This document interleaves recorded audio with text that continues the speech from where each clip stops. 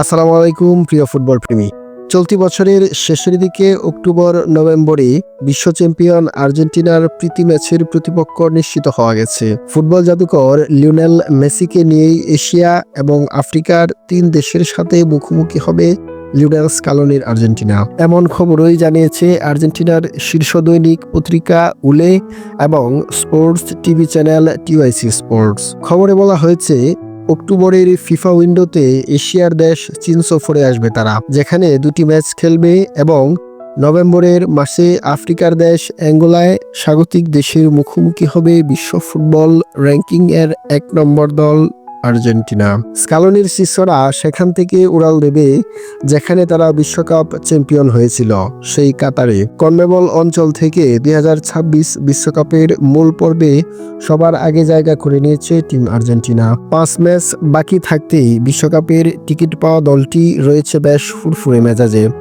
এখনও বিশ্বকাপ বাছাই পর্বে আর্জেন্টিনার 4টি ম্যাচ বাকি রয়েছে, যেখানে জুন মাসের 4 তারিখ আলবিসেলেস্তেদের প্রতিপক্ষ চিলি এবং 9 তারিখ কলম্বিয়া।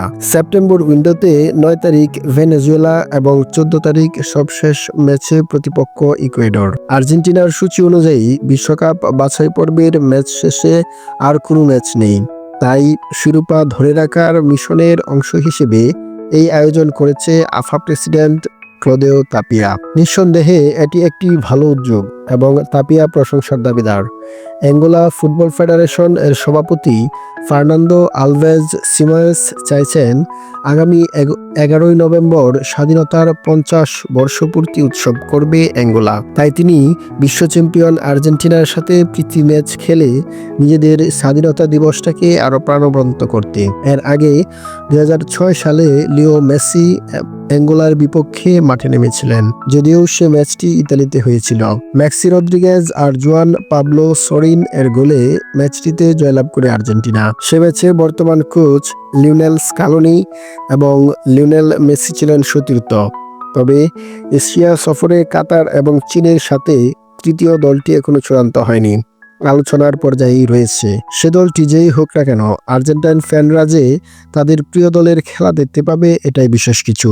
ভিডিও ভালো লাগলে চ্যানেল সাবস্ক্রাইব করার আমন্ত্রণ রইল। ফুটবল ভালোবাসুন, উপভোগ করুন সারা সময়। আল্লাহ হাফেজ।